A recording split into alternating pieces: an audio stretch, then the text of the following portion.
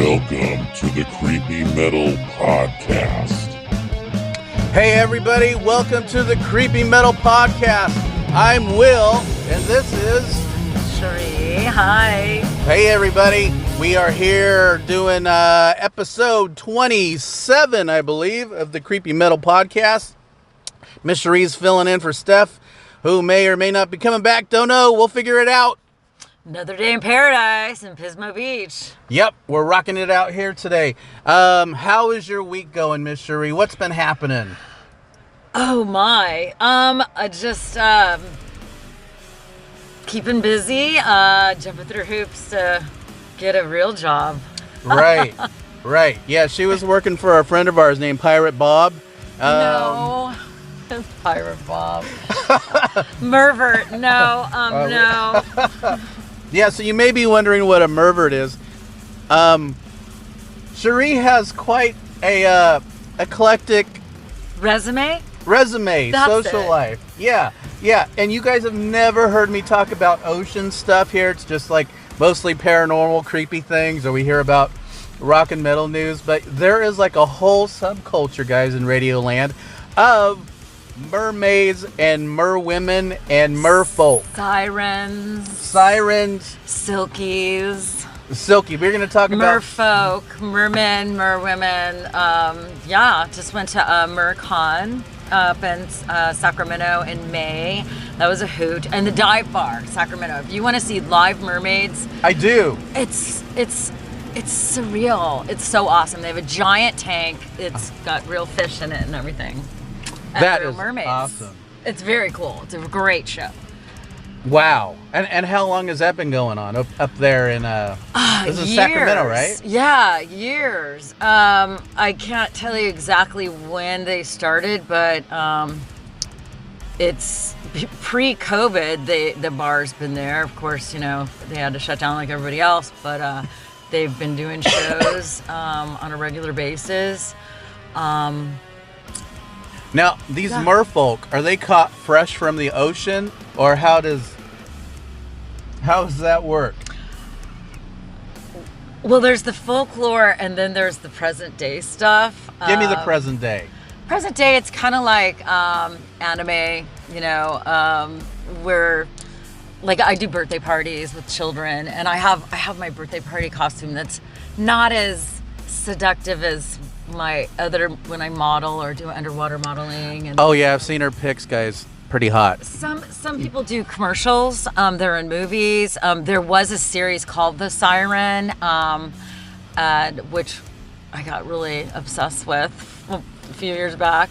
But I think I've seen that.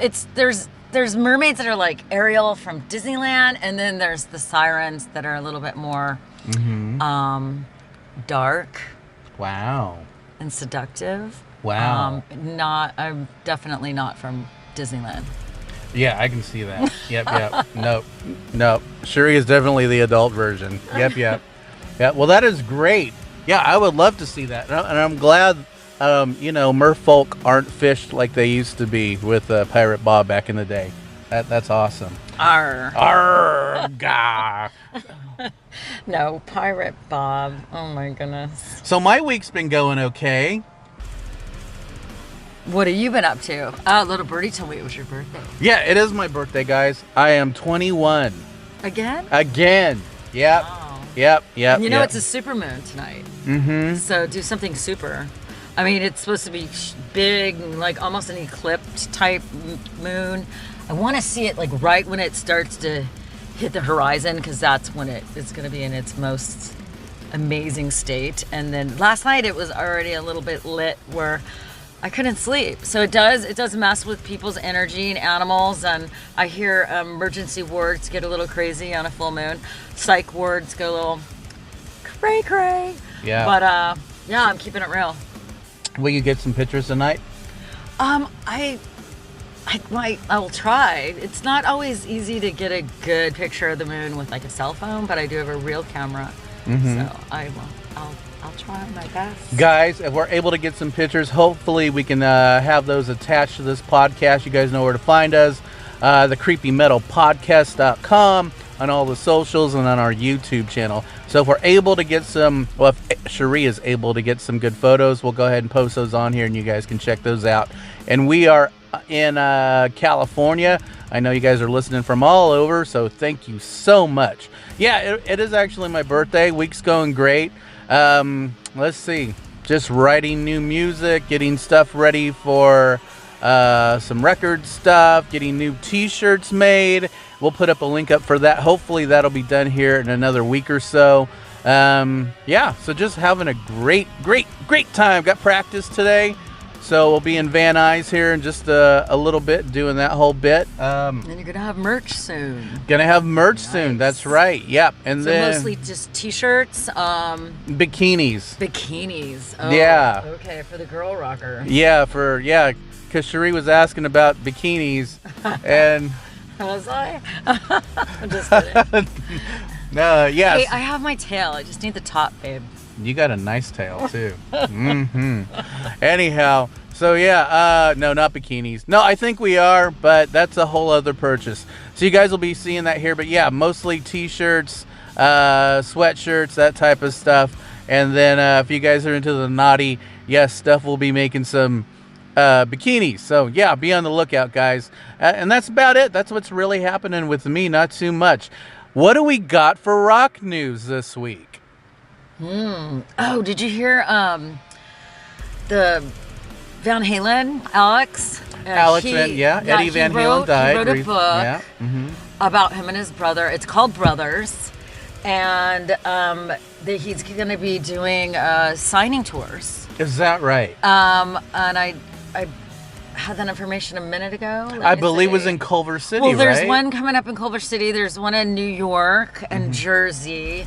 Hold on one second, and I'll get more details. While you're looking that up, I thought it was really interesting that, okay, so like a couple of years, Eddie's had passed away, a couple of years ago. What I thought was really interesting is that they were never able to nail down like a tribute show for him, like they did for the drummer for the Foo Fighters, because that guy had passed away, and then like 3 weeks later or a month later, they had this sold out tribute show for him. Well, I believe that he talks about that in his book.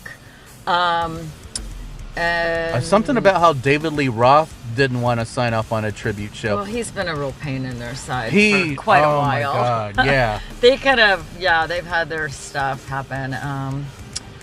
But yeah. Which is just horrible. So in October 21st, he's going to be at Barnes & Noble in NYC, New York City. October 22nd at 6, he's going to be in Jersey, the Jersey Shore. Jersey. North Vale, which I'm not real. I don't know where that is. It's somewhere in. It's somewhere in Jersey. It's somewhere in Jersey. It's somewhere in Jersey. And on Thursday. Maybe it's in Trenton. Here in La La Land, it will be in Culver City at Frost Auditorium. You say you know yep, exactly I know where exactly where Frost Auditorium is. And they're also doing an online virtual viewing of that in the Culver City. And if you want tickets to any of that, it's van-halen.com. You guys got that? van-halen.com for that information. I know a lot of you drummers out there, you love Alex Van Halen. I love Alex Van Halen. I think he's had such an eclectic, just the way he mixes his drums, starting out with, Ted Templeman in 1978, going all the way to the Balance tour, and then, some of the stuff they did with David Lee Roth. Just, seeing the iteration of Sammy Hagar. Yeah, and with Sammy Hagar, yeah, definitely. They had some other lead singers that didn't work out, but yeah, Gary Cherone, which was always a disappointment for me. Gary Cherone from the band Extreme, and you guys have heard us talk about Gary Cherone and Extreme. I think like it was episode 15. Awesome band. They had played Anaheim just recently. Those guys are great. The new album they got, 6. Just incredible. But yeah, when they came out with Van Halen 3 with Gary Cherone, that was like the one and only album. I mean, that was a stinker. I mean, that was like not good at all. So it's so weird how you can have two virtuoso guitar players and, it didn't work. It just did not work with Eddie. Sometimes personalities don't click, or people aren't as vested, or they just have other things happening. And, it's kind of like marriage. Sometimes it works and sometimes it doesn't. Right. I'm sure the cocaine and the alcohol that Eddie was doing every morning, that probably didn't help either. Put a little damper on things. Yeah, whereas Nuno's straight and doesn't do drugs or do any of that. So, yeah, definitely. Yeah, well, that is great news. What are your thoughts on Alex? What do you think about the whole Alex Van Halen, David Lee Roth drama? What are your thoughts on that, Sheree? I know that David was probably drinking pretty heavily. They were all dabbling in a little bit of drugs, and I actually saw them at Cal Jam 2. Yep, you did. Back in the day. Oh God, am I dating myself? No, you're crazy hot. I'm really hot for a mature woman. She's crazy hot, period, you guys. We'll get some pics here. You'll see. Yeah. But yeah, they were awesome, and they were awesome for years, and then they weren't, or they were, but David and them parted ways, and then they went on to, like I said, Stevie Hagar. Yeah, Sammy Hagar was great. Sammy. Did I say Stevie? My bad. It's okay. Yeah, Sammy Hagar and 5150. Right. Yeah, that was an awesome album. You told me something that was really interesting, Sheree, is that you saw the Eddie Van Halen Frankenstein guitar. Oh, the red and white one? I actually held it. I was hanging out with some friends in Newbury Park, which is the northern end of Ventura, and they were doing a lot of cocaine. Yeah, in fact, I think I was at their drug dealer's house at the time. Did I say that out loud? Just on radio. Okay. Anyways, we were just all hanging out. But they weren't there. Before he owned it, it was his buddy Chris's guitar. Was Captain Ron there at all? Captain Ron was not there. All right. My friend Kenny and his friend Chris and his girlfriend, and we were just all hanging out, barbecuing. And the guitar was there, and did you say, how the hell did you get this? It was before it was something. It was he sold it or gave it to Eddie. Oh. And it was before they did that album, which it's on the cover. Mm-hmm. I don't know the name of it, but I actually held it and strummed it a bit. Wow. And I know my claim to fame was I held the white and red guitar. That is amazing. And, I don't know what happened to it now, but it may still maybe the Rock of Fame or... Right. Who knows? I actually have seen that thing. It's at the Guitar Center off of Sunset. Really? Yeah, just a beaut. It looks really little. I mean, compared to, his own guitars he designed. It's little. It's like a little itty bitty Stratocaster. So, yeah, wow, that is interesting. Wow, that is so cool. I'm not rubbing elbows with the musicians. I'm serious, yeah. So, that's what we got going on for this week. We're going to play here a little bit of the interview that me and Steph did with Travis from Second Shooter. And then we'll come here out of the back end of that, and then we will continue on with the creepy part of the Creepy Metal Podcast. Hang on just a minute. Hey everybody, welcome to the audio portion of the podcast. You saw the last segment, and here we are with our interview today. We're talking to Mr. Travis from an awesome band, Second Shooter, based out of Los Angeles. Me and Steph and Travis. Yes, hello. We're ready to go because we're really excited to ask a lot of questions with Travis. He is very, very well known, and he's really very talented. So we've got a lot to ask. Travis, say hi to everybody. Hey guys, thanks for having me on. I'm looking forward to it. It's great to do it on a fantastic Sunday. Looking forward to it. Awesome. Hey, so when you, way back when, and you play guitar, right? I forgot if you play guitar or lead triangle. I think it was guitar, right? Not lead triangle. I am one of the guitar players in Second Shooter. Win McElwee is the other guitar player on the other side. And yes, I've played for a long time. So, A couple years, how's that? We'll just put it that. You don't want to say couple decades. Yeah, I always take that hard. hey, so way back when, when you were just a baby, Travis, back in the olden days, what do you remember growing up? What kind of was your house a musical house? What did mom and dad listen to? What were you kind of coming up with? Yeah, so great question.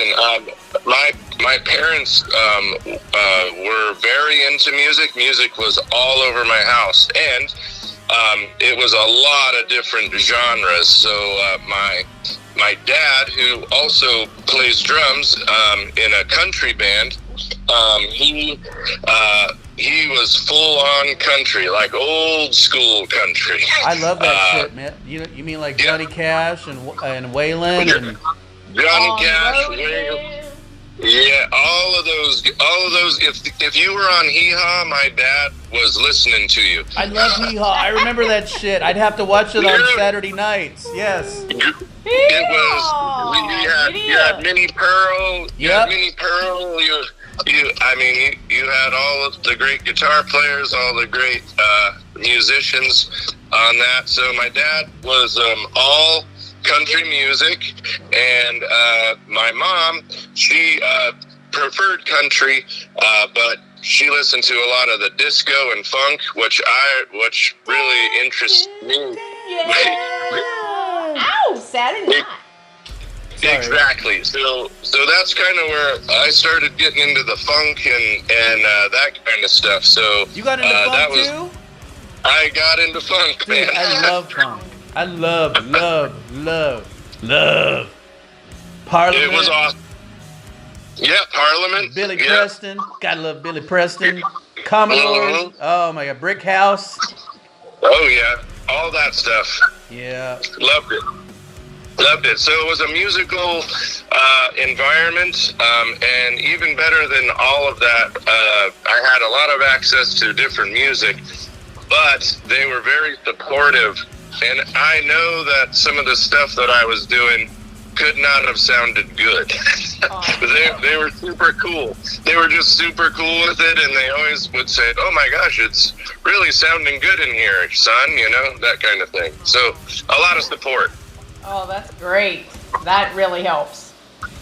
It did. I mean, a lot of times if you get discouraged, especially with music, but mostly everything, really, if you're discouraged, then you just don't want to do it, No. So. No, that's great to have support. Especially as you're growing up. It's hard as a teenager alone. Then trying to do something else is even harder. So. Yes. Do you remember what your first guitar was? I do. What was it? I do remember. It was a Fender Stratocaster, and it had not the stacked humbuckers, but it had the regular, the big humbucker in the back, and the switches and all the stuff. It was jet black, and it had a maple fingerboard, and I still have that guitar. It's been at a friend's house for like 5 years now. He's been borrowing it. But, wow, okay. He's been borrowing it, and it's been modified. There's so many holes in it from different humbuckers and different things that I stuck in it to make it sound different, But that was my first guitar. My dad got me that, and I think it was the Squire 15 amplifier, the little practice amp. I remember those. Yeah, the little itty bitties. Oh, that was one of the greatest birthdays ever. So, and he handed it to me, and the first song I learned on it was "One" by Metallica, actually. Wow. Amazing. That was your first song? Yeah. Oh, no. That was the first song I learned on that guitar. I had a bunch of hand-me-down acoustic guitars before that I would put different strings on and tune differently and just screw around. I had no idea what I was doing. Right. But and I learned. I think "Smoke on the Water" was the very first song that I learned. Yep. Yep. Exactly. Yeah, Wow. So cool. Isn't that amazing what you always remember? You know, those technical things. It's like, Yeah. and you didn't have any, like, you didn't have to say, like, well, let me think about that. You just were like, Oh, no. I know exactly what I have. Boom, boom, boom, boom. It's like really great. It's wonderful. Yeah. It was one of those moments in my life where I was just like, oh my gosh, this is pretty much exactly what I wanted. And my dad went out and scored it for me. You know, my dad was in the local country music scene where I grew up. I grew up in Lancaster, California, Palmdale, Quartz Hill. Lancaster. Yeah, Oh, that area. it all makes And, sense now. Now it all There you makes go. sense. There you. Yeah, exactly. That's why I'm drinking beer while I'm doing this interview with you guys. All right. Yeah. I like it. Yes, all right. All the holes are filled in now. I get it now. Exactly. That's one of the reasons, but probably the biggest reason that I'm a loony person, maybe. But Just for some of you guys at Radio Land listening, you might be thinking Lancaster. Whatever state you guys are listening from, Lancaster is kind of like out in the middle of nowhere. So think of whatever part of the state you're in. It is the farthest place out in the middle of nowhere. That's also like Pennsylvania. There's a Lancaster, Pennsylvania, I'm thinking of, yes. Yeah, so imagine that in Radio Land. Go ahead, Travis. yeah. So my dad was in the local country music scene, and you know, when I started being interested in playing guitar, he never said, "Oh, you got to play this or that or the other."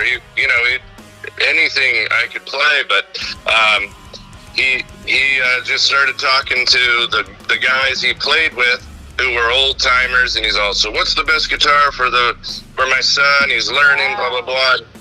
And it was always the Fender Stratocaster, and you know, now I've been playing for 35 years. Oh, three. Oh, that's Yeah, right, 3 weeks. 3 weeks. Exactly. Oh my And, gosh, that's so wonderful that he was so supportive and he's really asking for you, not telling you what to do. No, yeah, he wanted to give me the most appropriate, cool gift, you know. So, Yes, it's out of his heart. That's nice. and I'm still doing music now. So the gift that keeps on giving. Some of my music people wouldn't think it's a gift though, but Well, yeah, it takes special people, I say. Special. We're gifted to do this. yeah. And when did you start playing in bands? Because you got your guitar, and then do you remember when you first started playing in bands as you were coming up? Oh yeah. So my first band where like everyone actually had the instruments they said they played and all of the stuff, and our parents would lug our gear around, and we'd go out into my buddy's garage set up and make a horrific noise. I was 11 years old when I first Oh my started. God, that's young. Wow. To start that? That's Yep. really young. So, yeah. That's And incredible. and our parents were all like super cool with it, and I'm sure what was coming out of the garage was horrible. Obviously, I think we started with a lot of covers. Of course, right? You know, right. Yeah. I subscribe to Will, you'll probably agree with this, Guitar Player magazine. Of course, man. I love that. Yep. We used And, to get it all the time, religiously. Yep, and then they would always, of course, as you know, they would always have maybe 4 or 5 like songs with the tablature in it and everything. Yep. And so we would just sit down and on our free time, and even time we were probably supposed to be doing homework, we would just go through that with a fine-tooth comb and try our best. Yeah. Yeah, for sure.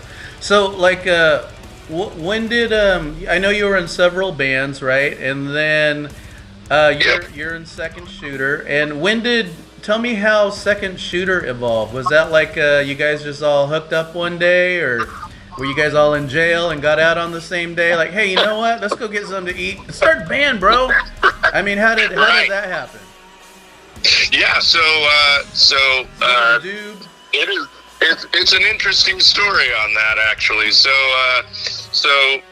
my drummer and I, we've been in a bunch of different bands together, and whenever the band dissolves or somebody goes into, or it dissolves for whatever reason, not personal or anything, just whatever reason, sometimes it just doesn't work out. We always stayed together. And, we kept on writing, and we would put other bands together. We did that multiple times to the point, let's see, 2013, we got together with a singer who I was in a bunch of other bands with in through the years from Santa Clarita. And we made a band called Salvage 67. Salvage. And so, Salvage 67.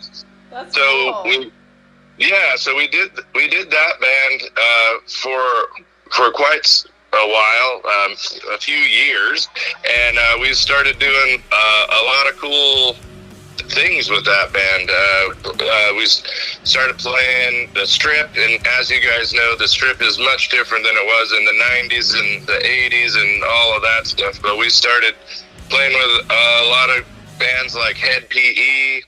I know. Are they still? Is he still playing? I thought he was kind of getting up there now. Yeah, I think they still are playing. They got a great following. Oh yeah, they do. Yeah. They're all super cool dudes, and we played some shows with them, and so fast forward to I think 2016, the singer who I've known for most of my whole life, he ended up getting married, and he had a drug problem, and he ended up murdering his wife. Oh my God, man! So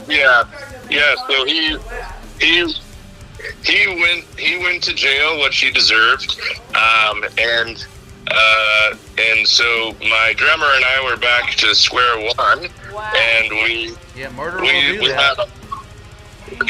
And so it was a rough thing because he was my friend, and this happened, and I never saw this kind of stuff out of him really, but he did that, and we wrote, and then we ended up finding a great bass player and another guitar player, and we kept auditioning singers, and I know that horrible tale. Oh, yeah. No, we got. Yeah, it was.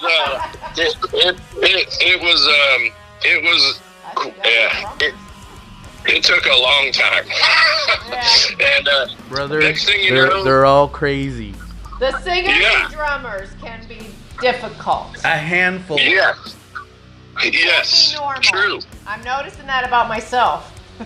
Yeah. You just noticed that? I thought I was normal until You just noticed that? Yeah. Oh, sister, I can tell you. Anyway. Oh, Lord. Other story. Sorry. Go ahead. No, that's cool. So we were auditioning singers. We had some tunes together, and here comes Melanie Johnson. Up the driveway, she comes into the studio. We're like, hey, you want to just listen to some of the tunes? And she's, oh, no, I already, we had sent her some tracks that we were working on before. She's, oh, no, I already got something for these. Let's just do it live. Isn't that And fucking she's awesome? all, yeah. Oh my God, dude! I just love it when a singer has some ideas and shit. Oh my dude.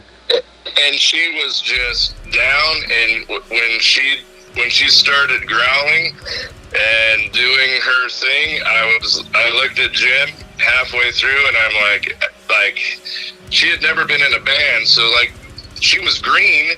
You could tell, she just had all this like great talent inside. And it was ready to break through. So we said, hey, let's do this. Let's bring her in. We'll work with her, and the rest is history. So we're doing well now. We've released our album in January of this year, and that's when we went on the Go Ahead and Die tour with Go Ahead and Die and Body Box, and we did that in January. Wow, everything's very quick. I didn't realize that. Oh, it wasn't quick. He's got stories. He went through stuff. Oh yeah, we've been through some stuff, and so like what's that? How long is this band? The Second Shooter. How long have you been with her? Second Shooter. Yeah, Second Shooter with her has been about I'm going to say like 6 years. So we had a head of steam before, and then COVID happened. But we were one of the very lucky bands who we still could get together. We had a very big space. You know, when COVID happened, nobody knew. Yeah, it was pandemonium. So we would get together and we would still practice. We would still write. We would send stuff. We would send stuff to each other through the internet, and then we all have the capability to record at our house. So then we would record parts over it, send it. You know, everybody would learn it. So by the time we were able to like legally get back together in the same room, we had like 5 or 6 brand new songs, and we just started working on those, and that that became our EP. Actually, it's called Second Shot is the EP, and that was released before our album, which was released January 18th of this year. Oh wow, that's incredible. So that's called Strong Will and Never Give Up. I can see that. No. Holy moly, that's incredible. And to find 5 people that can actually just kind of sit in a room together, and because people who are creative, there's idiosyncrasies that we all have, right? Yeah, so sometimes it's hard to just always get along and this and that, and we're all so different. We're all so different. Yeah, we're all so different from each other, but like none of those differences really dictate how our relationship goes. When we're all together, we're just like one cohesive thing. We write well together. We take constructive criticism well, and I think that's the main thing. Probably the constructive criticism is not take anything personal. Yeah, we've all done this for a long time, blah, blah, blah. And, newsflash, sometimes you come up with a riff and it sounds like crap, and nobody... What? What? Nobody, You mean mine aren't all smelling like roses? What? Right, exactly. And you need to be with, 4 other people who can look up at you and go, yeah, dude, you've had way better riffs than this, or whatever. Yeah. And it really does help the writing process, and just like the respect that we do have for each other is pretty amazing. So, I mean, we've like I said, we have an album's worth of music complete and ready to go for a new album. And that process went way faster than the first album, because we've written together now. We know how the other one breathes now, so it's pretty cool. Oh yeah. No, I know me and Steph can relate to that, because I mean it took me a little while. So, like, for me, I try to write around what my singer can do and the chords that sound best for them, whoever they are. Of course. And so for me, it was a lot of, learning how Stephanie phrases things, and, you're right, those little idiosyncrasies that maybe she isn't aware of, but I hear them, and they really make certain things pop. Right, of course. So yeah, I can totally understand that. You just what you just said is exactly true. It's so true. Are there certain like writing things that you use with Melanie? You said, or are there certain things that you kind of use when you're writing for her? Right. So the really cool, unique, and unbelievable, awesome thing that Mel can do is she has. Can she pee standing up? Because that'd be pretty freaking awesome. Yeah, I don't know about that personally, to be honest I with do you. it on, but it always gets into my shoes. I always try to wear, not sandals. Yeah. We got stories, bro. Yeah, aqua socks would be good for that, I think. Yeah. Talk about teamwork. Oh, man. Yeah, exactly. Yeah, I mean, I don't know about that, but it wouldn't surprise me. And, in terms of her, she can adjust to just about anything. So the writing process for us that works great is I'll just lock myself in my home studio here, and I'll just basically make 40 riffs. Wow. That's a lot. The band who's basically describes that way of doing it best is Lamb of God. They call it rift harvesting. So that's kind of what I am very familiar with that. Yeah, I mean that's kind of what we do. So my strength is basically coming up with good, heavy, groovy riffs and like breakdowns and stuff like that. My strong suit is not arranging, because I write like 8 pieces for one song, and my band's like, dude, you have like 2 songs here. We don't settle down, and so Settle down, boy. I can totally relate, Travis. Why can't I have more parts? I need more parts. Well, us guitar players, we'll play 50 pieces to one song. No problem. It's for real. A different thing.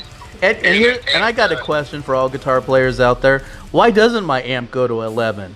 Why doesn't it? We should all have amps that go to 11, right? Well, yes.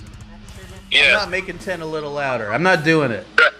No, I wish they went to 11, but I wish they were loud enough to feel like they were on 15. Damn straight. Damn straight. So the great thing about my band too is I'll come in with all these riffs and be like, yeah, here's one song, and they'll tear it apart and be like, hey, look, there's a song right here. Let's take these riffs and work maybe on something else. So they know how to take what I bring and arrange it way better than I do. And so, it's great teamwork. So yeah, I think that's the biggest thing, man, is just having a good team that's willing to be dedicated to... Not closed-minded, better open up. That's what I think. Exactly. Yeah, I hear you. We're going into a little bit of a subgenre ourselves, something very different that we've done, and it's cool though, because I trust all the people I play with, and yeah. No, it's awesome, man. Yeah, and to bring out different subgenres too, like Will, we were discussing at the beginning. You and I are both real big funk fans, so like some of that subgenre comes out into our like our groove death metal thing that we got going on too. So and it's just awesome. It's cool. It makes it interesting, right? Yeah, definitely having that funk vibe to it. Because if you think about it, you could totally put a metal breakdown with a funk orchestration to it. Because they're very similar in a lot of ways. Very similar. If you're a musician out there, guys, ladies, listening to Radio Land, listen to some funk. Listen to some old Parliament. Listen to some Commodores. Listen to some James Brown.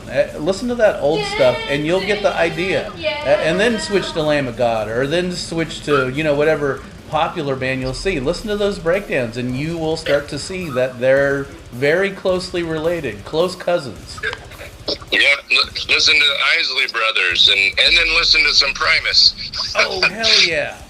For sure. Yeah, yeah. So when you first started playing, did you use, what type of live gear did you use then versus what do you use now for live? Oh, yeah. Sure. At first, it was kind of like a combo Digitech foot pedal, you know. Oh, I remember those. Yep. Yeah, kind of like the first modeling type of thing, you know, a little bit. Well, they were kind of just modeling. They sounded more like yeah. Yeah.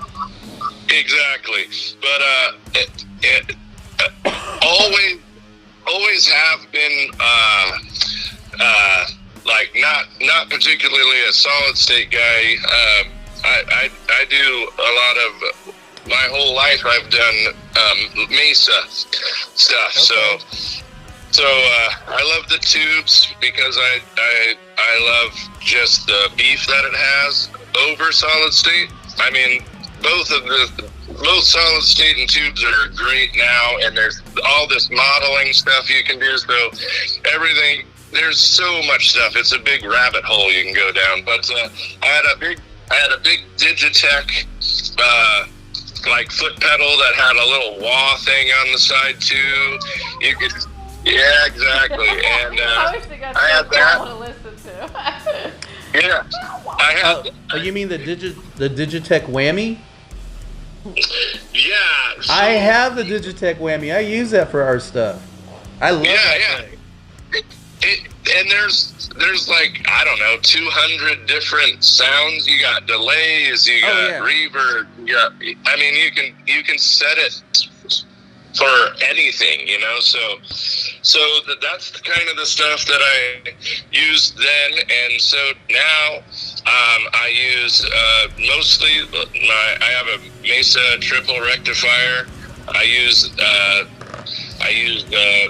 like kind of a tube screamer type of thing before the amp. That gives me a little bit more of an overdrive thing, and I have, you know, just a couple various pedals that I throw in from time to time. Wow. I got a question. Do you think that the music scene has changed from when you started in the, you know, I forget, the late 80s, early 90s to now? Have you noticed a change in venues, audiences, with recording? Well, obviously with recording, but even distribution. Have you noticed a change? Yes. It's night and day from like the 90s, like for sure, especially like the venues, like the Whiskey and the Roxy and the Troubadour and stuff like that. Like I remember, you know, in the late 80s or whatever, like, you know, if you had like, if they gave you a night and you put a bill together or whatever, you never really had to do the pay to play thing. You know, there was a ticket thing or whatever, and maybe like a small, they wanted a piece of your tickets or whatnot, but it was nothing like how it is now. Oh, like now, that was much better then, because this is now is, I don't know. It sucks ass. I'm now, not man. liking it. I'm the one learning all this stuff new, and I'm like, whoa, wait a minute. You know, even getting people like, you know, promoting and things like that. It's like, oh, how much? You know, I never thought I'd have to ask that. I'd be like, so I don't get paid? Okay. and it's the polar opposite of getting paid. It's like how much is coming out of your pocket, you know. And like there was a day there when, you know, like you had a great following and they loved your music. They would come to your rehearsals. They would, anywhere you played, you would see the same faces, and they would support. They would support you, and you know, the clubs in LA, Hollywood, you know, they had a little bit of faith in you to like put some butts in the seats. You know, like people would come out and they would pay the $6, the $7 to get in, whatever it was, and they would stay there all night. You know, and the clubs would make their money on the bar, and you know what. On the entrance fee or whatever, and now they don't have faith that people are going to come. That's because awesome. I mean, that to me is like, oh my God, can't we bring this back? This is perfect. I mean, that would be great, but they have no fit. The problem is the scene in Los Angeles and a bunch of other cities is so saturated. It is. We have so many options of, you know, which show to go to. You know, do I go to Lamb of God or over here at the Wiltern, or do I go to Mastodon over here, you know, at the Palladium? You know, that kind. It's like, and they'll play the same night sometimes. So it's like, totally. It So splits your audience. So how does your smaller band even get a foothold when you got those giants playing on a Wednesday night? Right. Well, I mean, in an oversaturated area. Yeah. The answer, unfortunately, is you're gonna pay to play at the Whiskey and just hope a bunch of tourists show up. Yeah. Type of thing. It's so different. Wow. Yeah, it is. It's not fun. And then, as far as the touring, how did you guys adjust to that lifestyle? Because you know, you're kind of in the in-between stage where you do touring and then clubs and kind of leaning more towards the touring. How was that a hard transition? Was that a... So I wouldn't say it's hard. Like, honestly, the five of us, legitimately, wholeheartedly, we just love to play. And I mean, we'll play places, you know, like characters. You know, one of the better promoters right now that we have access to as bands, especially metal bands, is Nathan Young.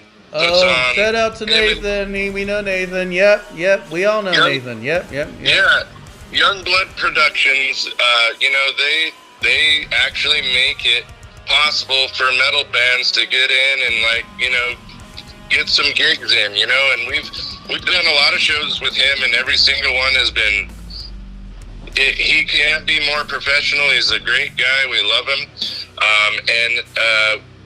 You know, like, we've been in the studio a lot the last few months, and we're going to be still in the studio for a month or two to come. So we haven't played any shows with him recently, but we love that guy because he takes a chance. You know, he takes a chance, you know?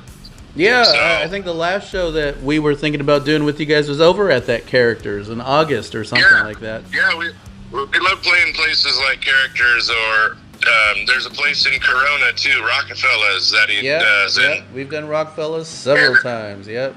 And literally all the bands that are on his bills are all super cool, and everybody kind of supports each other and high fives. And so, to answer your question, we love playing those shows, and you know, we love doing the touring thing. The size of the venue, the size of the audience, like, obviously every person in a band is going to tell you the truth of the matter is you always want to play to a packed house. Like, you know, like, that's ultimately what you want to do. But I would love that, yeah. we like doing all of it. We like doing all of it because, again, we just love to play. So it doesn't matter if it's a small little club or you know, some of the bigger theaters that we get to play when we hit the road with bigger bands, you know. Oh, that's great. That means you love your fans, and it does make a big difference. We do love our fans, and we got some loyal as hell fans. We see faces, the same faces, just about everywhere we play. So it's pretty. They're cool. Followers. Yep. That's awesome. Yep. What do you think's been like? What's one of your favorite venues to play at? Doesn't matter where, but where's one of a venue that you really like? One of my favorite venues would have to be Trees in Dallas. So Trees in Dallas, for those who haven't been there or know about it, it's an Shout iconic out to Dallas, venue. Texas. Yeah. Woohoo! It's an iconic venue. Very much like the Whiskey A Go Go here in Los Angeles, and it's just beautiful. It's just a beautiful place to play. It's a perfect space. It's a very good space for a metal show, which is even better because we play metal. So it's super cool. That is great, man. So what's coming up Yeah. for you guys right now? Again, everyone in Radioland, me and Steph are talking with our buddy Travis from the band Second Shooter. They're working on their third album here. What's coming up in the next couple of months for you guys? So the next few months, I know we have some news that we have to sit on because it hasn't been announced yet. But it looks like. Are you finally getting off parole? Yes. Right on, Travis. I knew you'd do it. I'm finally getting off and out on parole, so Woohoo! we'll be able to travel a little bit. But for us, for right now, we're really concentrating on getting some social media things together. You know how the social media world for a band, it changes every single day. Yeah. Dude, We're just we now learning. several times during the week, yes, we're in that boat. Yep. So we're figuring out some of that stuff, and we're working very hard. Like I said, we have about 98% of an album ready to go, and so we're recording those, making them, to where we're happy with them, and then we'll be releasing some singles. Looks like we're going to try to release at least 2 singles before the first of the year, and then at the beginning, Yeah. we may have some news, and we can't announce anything just yet, but it's very exciting for us, and Yeah. we're looking forward. You gotta wait for that. You gotta wait for that letter to come from the parole department. Yeah, no, I hear you, man. I hear Exactly. you. It'll happen, man. It'll happen. Yeah, but Yes. you know how it went. One can certainly hope. One can certainly hope. Right on, man. Right on. Well, hey, I want to say thank you so much for chatting with us, me and Steph here, Yeah. with our podcast. I learned so much from you. I really appreciate it. It's great. Yeah. Oh, thank you guys for having me. It's an honor, a pleasure. Will is awesome. He's a fellow guitar player. I'll Say do what? anything. Pretty close to anything for a fellow guitar player. So. Yeah. All right. Well, thank you so much, everyone. And so now we are going to switch back to our regular portion of our podcast. Wow, that was an amazing interview with Travis from Second Shooter. I don't know. I just have this respect for him, Sheree, that somebody who overcomes adversity and can be a successful musician with their recordings. I mean, that is just something. What do you think about people who can overcome adversity and kind of reach their goals? Well, it defines you as a person. Like, if you can't move and grow beyond the crazy, then it's gonna consume your life. Totally. So you've got to press on. Mm-hmm. Whatever it is, you got to press through. Mm-hmm. I heard somebody say that it's going through the fire. Like, so I'm an artist, so did like clay for a while, ceramics. So there's these, when you make something in the potter's wheel, and when it dries, it's in a bisque form. Then it has to go to the fire. And then it's still not done. You have to glaze it. Then it goes through a higher fire. And then it becomes porous. Then the vessel is the more vibrant in color, pretty, and sometimes we have to go through that fire to be stronger and beautiful. That's deep. Yeah, I agree. I think we do. I don't think anything happens by accident. I think even the bad things that we go through, right? Yeah.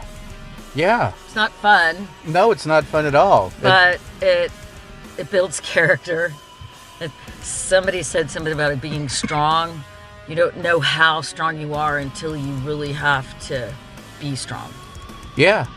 And I think even with like people in your life, sometimes sometimes you meet them to learn something, and sometimes you forget people are in your phone, and then you randomly text them to find out who they are because you think, yeah, there's a whole story with that one. We may share about that in another episode. But yeah. How do I know you? No, Yeah, I'm just that's- kidding. Do I even know you? Yes, you do know me. Yeah, you're looking for a crazy attractive guitar player, and then I popped up or something like that. Anyhow, so we are going to take a look at the second part of this, guys. We are looking at the creepy part and something I've never talked about. We are taking a look at sirens, and we're also taking a look at milkies. Silkies. Silkies. And it's not, to me, it's not creepy. It's folklore. Right. It's mythology. Right. It's been happening, or stories It goes all the... come way back. And Yeah, I think it like the early 1000s, right? Because the silkies, from what I remember, starts in Scandinavia and then goes throughout not eastern part of Europe, but the northern part of Europe. Celtic, North. Yeah, Celtic, Norse, Scottish, Irish, and all those cultures talk Iceland. about these creatures that can shapeshift. So in Radioland, you guys, these are shapeshifters, and they can go from seals to Gorgeous women. Yeah, that's right. And so that is amazing, right? And these reports go all the way back to the early 1000s, right? When people started getting into, traveling and whatnot through the oceans to get from different country to country. It's just amazing that these reports still go on. I thought what was interesting about the Silky thing was that they can have kids with men. That's usually how it works. But. Right? Well, they lose their skin, or they can remove it and morph into human, and then they walk on land and seduce Right. fishermen or farmers. And sometimes men have figured out that they're disappearing and going slithering back into their seal forms and disappearing. And so, but sometimes the legend has it that they steal or hide their silky cloak, as you wish. That'd be the seal the skin. seal part, their silky part, and they get stuck on land, and then they become human forever unless they find their Skin. cloak of their skin as a seal, so they can go back into the ocean. And there is rumor, folklore, whatever you want to call it. We'll call it folklore because it's been around for a long time. It's folklore, At least 2 weeks. mythology. Yeah, at least a week. And yeah. My thoughts were this on that, and I I'm kind of messed up sometimes in the way I think. This is where Sheree. you're going to become a mervert now. Well, maybe not a mervert. A silky bird. Okay, so we got to explain to you guys in Radioland what a mervert is. I did not know this, but along with this whole subculture of merfolk, there are pinheads like myself who make inappropriate comments, sexual comments. You perv on us folk. Merfolk. Us sirens and silkies and... As merfolk. Yeah. Like, how many guys have, like, fantasies of being with a mermaid? At least one, right? I'm in the... Yeah, me. So apparently we're not called perverts, we're merverts. So if you guys hear that in Radioland, yeah. So here's my weird thing. So let's say, and I'm not saying me, Sheree. Oh. Okay. I'm not saying me, but let's say... be clear. So let's say Bob, right? Bob. Let's say Bob, who's on the ocean quite a bit, and, Bob gets lonely, meets one of these silkies. It's Tuesday night. Not a lot going on, right? He's just probably had a little rum. a little bit of, not much, you know, Just a bit. just to get the work week over with, right? So he meets a silky, and so they start, you know, doing whatever, and then, but the only time he'll have sex with her is when she's in her seal form. Well, isn't that a Furby? That would be a Furby, yes. Not a Furby, but isn't that seals aren't furry. They do have a bit of a fur, but Do you think the woman? I don't know. Do you think the woman version? I think that's a different kink. Do you think the woman version would get like offended? Like, wait, you only want to have sex with me when I'm a seal? Maybe. I don't know. I think it's a fetish. You think it's a fetish? Yeah. Yeah, I think it would be messed up, especially like if they got in a relationship, and then But Bob. then you could just want any seal. A silky that becomes a beautiful woman. It wouldn't do anything for him. He could just be He's banging seals. seals. He's just going to the beach looking for seals. It's almost like in San Simeon down here in Central Coast.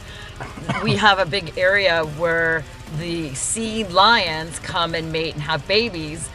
And these poor mama calves are barely having babies before the bulls are like on top of them. It's pretty wild. We call it seal porn. I bet you Captain Bob likes to hang out down I bet he San does. Simeon. That crazy SOB. Yeah, you know he does. You know it. Tuesday nights. Oh my gosh. That's crazy. So that's what I was thinking. And so what do you guys think in Radioland? Post a comment here. What are your experiences with creatures? Creatures in the Especially ocean. of the sea. Creatures of the sea, not Does chicken. a siren drew you in with her voice? Yeah. Yeah, it would get me. Yeah. So there's the other thing we're talking about, guys, are sirens. So you guys may have seen Pirates of the Caribbean. I'm not sure which one. Maybe it was movie number 68. I don't know. I think they made like 70 of those movies so far. But it was the one where you saw, you know, these sirens climbing up on the boat trying to kill these dudes. They look really hot. And then they do these really loud siren shrieks and they pull the guys into the water. There's some controversy, right? Because this has also been going on, I think, even before the year 1000, right? Because there's been a lot of nautical stuff happening. I know the book Odyssey by Homer really had a whole... Homer Simpson. Not Homer Simpson. No. M-Ms. No, not the M-Ms. No. Ugh. Yeah. You've heard of the siren song, right? I've heard of the siren song. Yeah, Led Zeppelin did that backwards. It's Greek mythology. That's what I said. What did I say? Backwards. Oh, geez. Right. Yeah, I'm not very smart, you guys know, in Radioland. Yes, Homer, a very famous Greek author. Yes, Yeah. He wrote the Odyssey. Yes, he did. So, according to Greek mythology, the sirens and mermaids would sing lullabies, and it would hypnotize the seamen. Did I say that right? You love that word. So I is that? do. I love it. What? Who were the they? sailors and the pirates and whatnot, and the ships, and they in the fog would be drawn to their voices, and they would hit the rocks, and Just think they the would song. capture the sailors think the and song. take them down to their labyrinth. Get down on it. Get down on it. Get down on it. It's not the siren song. Sorry.